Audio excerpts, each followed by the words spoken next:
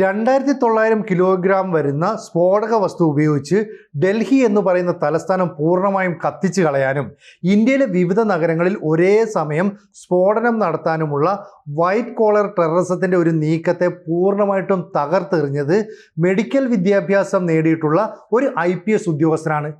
അതായത് മാധ്യമങ്ങൾ അധികം ശ്രദ്ധിക്കാത്ത ഒരു IPS ഉദ്യോഗസ്ഥൻ്റെ ശ്രദ്ധേയമായ ഇടപെടൽ കൊണ്ടാണ് നമ്മുടെ അല്ലെങ്കിൽ NIA പോലെയുള്ള സുരക്ഷാ സംവിധാനങ്ങൾ നടത്തുന്ന ഏജൻസികൾ കൃത്യമായിട്ട് അവരുടെ ഓപ്പറേഷൻ പൊളിച്ചത്.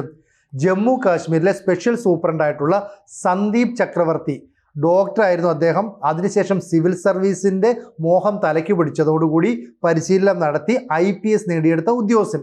ഇദ്ദേഹം 6 തവണയാണ് മികച്ച സേവനത്തിന് പ്രസിഡന്റിൻ്റെ കയ്യിൽ നിന്ന് അവാർഡ് വാങ്ങിയിട്ടുള്ളത്. അത്രയും മികച്ച ട്രാക്ക് റെക്കോർഡുള്ള ഒരു SSPക്ക് തോന്നിയ ചെറിയ ഒരു സംശയം, അതിൻ്റെ ചുവട് പിടിച്ച് നടത്തിയ അന്വേഷണം, അതാണ് രാജ്യത്ത് നടത്താനിരുന്ന വലിയ ഒരു അക്രമ പ്രവർത്തനങ്ങളെ പൂർണ്ണമായും തടഞ്ഞത്. എന്ന് പറഞ്ഞാൽ ജമ്മു കാശ്മീരിലെ നൗഗാം എന്ന് പറയുന്ന പ്രദേശത്ത് ഇക്കഴിഞ്ഞ 19-ാം തീയതിയാണ് ഒരു പോസ്റ്റർ പ്രത്യക്ഷപ്പെട്ടത്.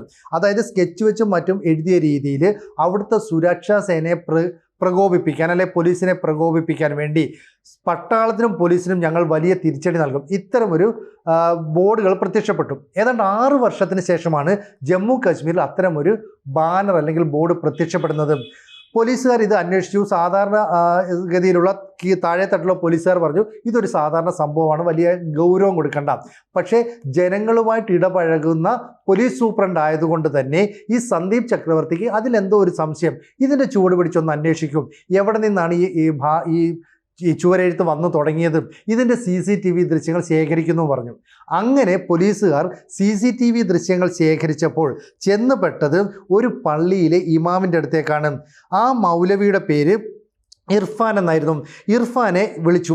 നിങ്ങൾ ഇതുമായി ബന്ധപ്പെട്ട് ചില ചുവരെഴുത്ത് നടത്തിയിട്ടുള്ള വിവരം കിട്ടിയല്ലോ, നിങ്ങൾക്ക് എവിടെ നിന്നാണ് ഇതിൻ്റെ സൂചനകൾ ലഭിച്ചത്? അല്ലെങ്കിൽ ജെയ്ഷെ മുഹമ്മദ് എന്ന് പറയുന്ന ഭീകര സംഘടന നടത്തുന്നതിന് സമാനമായിട്ടുള്ള ചില പ്രകോപനപരമായ മുദ്രാവാക്യങ്ങൾ വിളിച്ചു, നിങ്ങൾക്ക് എവിടെ നിന്നാണ് ഇതിനുള്ള ആശയം കിട്ടിയത്? ഇയാളൊന്നും മിണ്ടുന്നില്ല. ഞാൻ പള്ളിയിലെ ഇമാമാണ്, ഇർഫാൻ ഇമാം എന്ന് പറഞ്ഞാൽ എല്ലാവർക്കും അറിയാം, ഇർഫാൻ മൗലവിയെ തൊട്ട് കളിക്കരുതെന്നൊക്കെ പറഞ്ഞ് ഇയാൾ തിരിച്ചും പോലീസിനെ ഭീഷണിപ്പെടുത്താനായിട്ട് ശ്രമിക്കുന്നു. അതിനുശേഷം ഇയാളുടെ ഫോൺ പോലീസ് പിടിച്ചെടുത്തു. തുടർന്ന് പരിശോധിച്ചപ്പോഴാണ് ഒരു ടെലഗ്രാം ഗ്രൂപ്പ് ശ്രദ്ധയിൽപ്പെടുന്നത്. അപ്പോൾ ടെലഗ്രാം ഗ്രൂപ്പ് ആണെങ്കിൽ സാധാരണഗതിയിൽ ട്രേസ് ചെയ്യാൻ പ്രയാസമായതുകൊണ്ട് അങ്ങനെ ഒരു ഗ്രൂപ്പ് സൃഷ്ടിച്ചതായിരിക്കാം. എന്തായാലും അതിനെക്കുറിച്ച് അന്വേഷിച്ച് വന്നപ്പോൾ മുമ്പ് കല്ലേറ് കേസുകളിൽ ഉൾപ്പെട്ട 3 പേർ കൂടി ഇതിൻ്റെ പിന്നിലുണ്ടെന്ന് വ്യക്തമായി. അപ്പോൾ ഇതൊരു നെറ്റ്വർക്കാണെന്ന് മനസ്സിലാവുകയും ഈ അന്വേഷണം തുടരുകയും ചെയ്തു.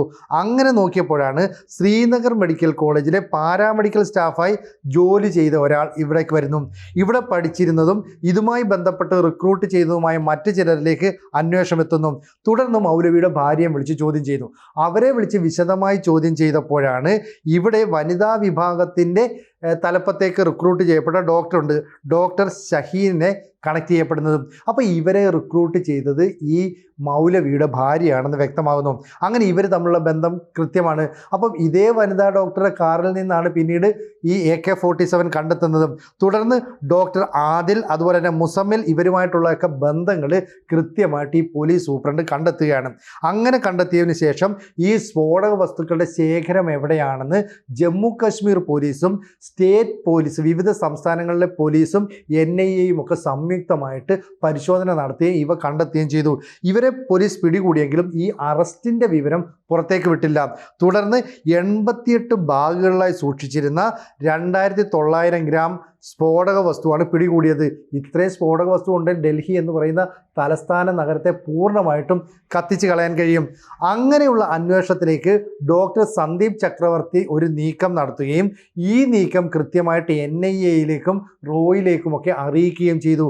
അങ്ങനെ അന്വേഷണം നടത്തിയപ്പോഴാണ് 7 ഡോക്ടർമാരുൾപ്പെടുന്ന ഒരു സംഘമാണ് ഇതിനു പിന്നിൽ പ്രവർത്തിക്കുന്നത്. ഇതിൽ ഒരു വനിതാ ഡോക്ടറും ഉൾപ്പെടുന്നു. കൃത്യമായിട്ട് ഇവർക്ക് ഡ്രോണുകൾ വഴി പാകിസ്ഥാനിൽ നിന്നാണ് ആയുധങ്ങൾ, സ്ഫോടക വസ്തുക്കളൊക്കെ എത്തിച്ചു കൊടുത്തതെന്ന് മനസ്സിലാകുന്നു. മറ്റൊരു ഡോക്ടറിലേക്ക് അന്വേഷണം നീങ്ങിയപ്പോൾ റിസിൻ എന്ന് പറയുന്ന ആവണക്കെണ്ണ നിർമ്മിച്ചതിന് ശേഷം പുറന്തള്ളുന്ന വേസ്റ്റ് ഉണ്ട്, അതിൽ നിന്ന് ഉൽപ്പാദിപ്പിക്കുന്ന ഒരു വിഷം അത് കണ്ടെത്തുന്നു. ഈ വിഷത്തിൻ്റെ ഏതാണ്ട് 4 കിലോഗ്രാമോളം അളവ് ഈ ഡോക്ടറുടെ പക്കലുണ്ട്. എന്ന് പറഞ്ഞാൽ ആഹാരത്തിലോ വെള്ളത്തിലോ കലർത്തി ഇത് ആളുകളിലേക്ക് എത്തിച്ചാൽ തെളിവ് പോലും ഇല്ലാതെ ആളുകളെ കൊല്ലാനായിട്ട് സാധിക്കുന്ന മാരക വിഷവസ്തു, അതായത് രാസജൈവ ആയുധങ്ങളുടെ പട്ടികയിൽ അന്താരാഷ്ട്ര തലത്തിൽ ഉൾപ്പെടുത്തിയിട്ടുള്ള ഒരു മാരക വസ്തുവാണ്. ഈ കൂട്ടുവിഷം ശരിക്കും പറഞ്ഞാൽ ഇന്ത്യയിലെ വിവിധ ക്ഷേത്രങ്ങളിൽ പ്രസാദകൂട്ടോ അല്ലെങ്കിൽ അന്നദാനമോ ഒക്കെ നടത്തുമ്പോൾ അതിൽ കലർത്താനോ പൊതുജനങ്ങൾക്കായിട്ട് കുടിവെള്ളം വിതരണം ചെയ്യുന്ന ടാങ്കുകളിൽ കലർത്താനോ ലക്ഷ്യമിട്ടുള്ളതാണ്. ഇത് കൃത്യമായ അന്വേഷണത്തിലൂടെ ഡോക്ടർ സന്ദീപ് ചക്രവർത്തിയാണ് പൊളിക്കുന്നത്. അങ്ങനെ അദ്ദേഹത്തിന് തോന്നിയ സംശയത്തിൻ്റെ അടിസ്ഥാനത്തിൽ ഒരേ സമയം പല മേഖലകളിൽ അന്വേഷണം നടത്തുകയും ജമ്മു കാശ്മീർ പോലീസ് തന്നെ നേരിട്ട് വിവിധ സ്റ്റേറ്റുകളിലേക്ക് എത്തുകയും ചെയ്തു. സാധാരണഗതിയിൽ പണ്ട് ഇത്തരം ഇൻഫർമേഷനൊക്കെ കിട്ടിയാൽ ജമ്മു കാശ്മീർ പോലീസ് അത് അവഗണിക്കുകയാണ് ചെയ്യുന്നത്. പക്ഷേ ഇവിടെ സന്ദീപ് ചക്രവർത്തി എന്ന് പറയുന്ന വളരെ എഫിഷ്യൻ്റായ ബ്രില്യൻ്റായ ഒരു പോലീസ് ഓഫീസർ, അദ്ദേഹത്തിൻ്റെ പ്രവർത്തനം രാത്രിയിലും പകലുമെല്ലാം തന്നെ ഒരുപോലെ പ്രശംസനീയമാണെന്നാണ് കീഴുദ്യോഗസ്ഥരടക്കം സാക്ഷ്യപ്പെടുത്തുന്നത്. അങ്ങനെ ഒരു വശത്ത് ജീവൻ രക്ഷിക്കേണ്ട ഡോക്ടർമാർ വലിയൊരു കലാപം, വലിയൊരു ബ്ലാസ്റ്റ് സൃഷ്ടിച്ചുകൊണ്ട് ജനങ്ങളെ കൊന്നൊടുക്കാനായിട്ട് ശ്രമിക്കുന്നു. മറുവശത്ത് ഈ തീവ്രവാദികളെ നേരിടാൻ വേണ്ടി നിരപരാധികളായ സാധാരണക്കാരെ രക്ഷിക്കാൻ വേണ്ടി രംഗത്ത് വരുന്നതും ഈ മെഡിക്കൽ വിദ്യാഭ്യാസ രംഗത്ത് പ്രവർത്തിച്ച മറ്റൊരു വ്യക്തിയാണെന്നുള്ളത് തികച്ചും അത്ഭുതകരം, അല്ലെങ്കിൽ ദൈവത്തിൻ്റെ കൈയടയാളം എന്നൊക്കെ വേണമെങ്കിൽ പറയാം. അതായത് നേരത്തെ തന്നെ മെഡിക്കൽ ബിരുദം നേടിയിട്ടും അത് വേണ്ട എന്ന് കരുതി പോലീസ് സേനയിലേക്ക് അല്ലെങ്കിൽ ഈ സിവിൽ സർവീസിലേക്ക് കടക്കാനായിട്ട് ശ്രമിച്ച ആളാണ് ഈ പറയുന്ന ചക്രവർത്തി, സന്ദീപ് ചക്രവർത്തി. അങ്ങനെയാണ് അദ്ദേഹം IPS ഉദ്യോഗസ്ഥനായിട്ട് മാറുന്നത്. എന്തായാലും 6 തവണ അന്വേഷണ മികവിന് അദ്ദേഹത്തിന് പ്രസിഡന്റിൻ്റെ പോലീസ് മെഡൽ, PMG മെഡൽ ലഭിച്ചിട്ടുണ്ട്. ഇതുകൂടാതെ ജമ്മു കാശ്മീർ പോലീസിൻ്റെ ഭാഗത്ത് നിന്ന്, അതായത് സ്റ്റേറ്റ് ഗവൺമെൻറ് എന്ന് വിളിക്കാവുന്ന ജമ്മു കാശ്മീർ പോലീസിൽ നിന്ന് 4 തവണയും അവാർഡ് സ്വന്തമാക്കി. അപ്പോൾ ഇദ്ദേഹം എത്രത്തോളം എഫിഷ്യൻ്റ് ആയിട്ടുള്ള ഒരു IPS ഉദ്യോഗസ്ഥനാണെന്ന് നമുക്ക് മനസ്സിലാക്കാം. ഇങ്ങനെയുള്ള ഒരാളുടെ സേവനം ഇതുപോലെയുള്ള ഒരുപാട് ഉദ്യോഗസ്ഥർ ഇന്നും രാജ്യത്തിൻ്റെ പല ഭാഗത്തു നിന്നുമുണ്ട്. നമ്മളെപ്പോഴും ഈ പറയുന്ന ഭീഷണി നേരിടുന്ന എവിടുന്ന, രാജ്യത്തിനുള്ളിൽ നിന്ന് തന്നെ വിധ്വംസക പ്രവർത്തനങ്ങൾ നടത്തുന്ന പലരിൽ നിന്നാണ്. ഇവിടെ പാകിസ്ഥാൻ സ്വന്തം രാജ്യത്ത് നിന്ന് ഭീകരരെ ഇറക്കുമതി ചെയ്യാതെ ഇന്ത്യയിൽ നിന്ന്, കശ്മീരിൽ നിന്ന്, അതുപോലെ തന്നെ അഹമ്മദാബാദിൽ നിന്നൊക്കെ ആളുകളെ റിക്രൂട്ട് ചെയ്യുകയും ഈ പറയുന്ന ഈ അർബൻ നക്സൽ അതിൻ്റെ ഒരു പുതിയ വേർഷനായിട്ടുള്ള വൈറ്റ് കോളർ ടെററിസത്തിലൂടെ ഇന്ത്യക്കാരെ ഉപയോഗിച്ച് ഇന്ത്യയിൽ ആക്രമണം നടത്താനും പദ്ധതിയിടുന്നു. ഈ പദ്ധതി അക്ഷരാർത്ഥത്തിൽ ഡോക്ടർ GV സന്ദീപ് ചക്രവർത്തിയുടെ നേതൃത്വത്തിലാണ് പൊളിച്ചടുക്കിയത് എന്ന് വേണമെങ്കിൽ പറയാം. പക്ഷേ ഇദ്ദേഹത്തിൻ്റെ പേര് അധികം മാധ്യമങ്ങളിലൂടെ കേൾക്കുന്നില്ല. ഇനി ഇത് ശ്രദ്ധയിലേക്ക് വരും. കാരണം വളരെ ചെറിയ ഒരു സംശയം, അതിൻ്റെ പിന്നാലെ പോയ ഒരു അന്വേഷണം ഒരു പള്ളിയിലെ മൗലവിയിലേക്ക് എത്തുന്നു. ഈ മൗലവിയെ ചോദ്യം ചെയ്താൽ പണ്ട് കാലത്താണെങ്കിൽ ജമ്മു കാശ്മീരിൽ വലിയ സംഘർഷം ഉണ്ടാകുമായിരുന്നു. പക്ഷേ ഈ പോലീസ് ഉദ്യോഗസ്ഥൻ്റെ അന്വേഷണം ശരിയായ ദിശയിലാണെന്ന് മനസ്സിലാക്കിയതോടുകൂടി നമ്മുടെ ഇൻ്റലിജൻസ് വിങ് അടക്കം കൂടെ നിൽക്കുകയും ചെയ്തു. എന്തായാലും 140 കോടി ജനങ്ങൾക്ക് നേരെ ഉണ്ടാകാവുന്ന ഒരു വലിയ ഭീഷണിയെ ഒരു IPS ഉദ്യോഗസ്ഥൻ്റെ നിശ്ചയദാർഢ്യം തകർത്തെറിഞ്ഞു എന്നതിൻ്റെ പ്രത്യക്ഷ ഉദാഹരണമാണ് ഇവിടെ സംഭവിച്ചത്. കേരളത്തിലും ഇത്തരത്തിൽ മിടുക്കരായ നിരവധി IPS ഉദ്യോഗസ്ഥരൊക്കെ ഉണ്ടാകാം. പക്ഷേ ഇതുപോലെ പ്രവർത്തിക്കാൻ മാറി മാറി വരുന്ന ഇടത് വലത് സർക്കാരുകൾ അവരെ ഒരിക്കലും അനുവദിക്കില്ല. ഒരു പ്രത്യേക മതവിഭാഗത്തിന് വേണ്ടി വിട്ടുവീഴ്ചകൾ ചെയ്യേണ്ടി വരും. ഇവിടെയും അതിന് സമാനമായ ചില പ്രവർത്തനങ്ങളാണ് ചെയ്തത്.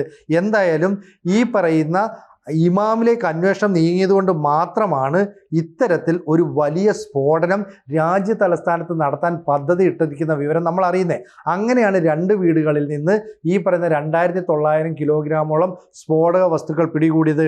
ടെലഗ്രാം ഗ്രൂപ്പിലൂടെയാണ് ഇവരെല്ലാം തന്നെ കമ്മ്യൂണിക്കേഷൻ നടത്തുന്ന കാര്യം വിവരം അറിഞ്ഞത്.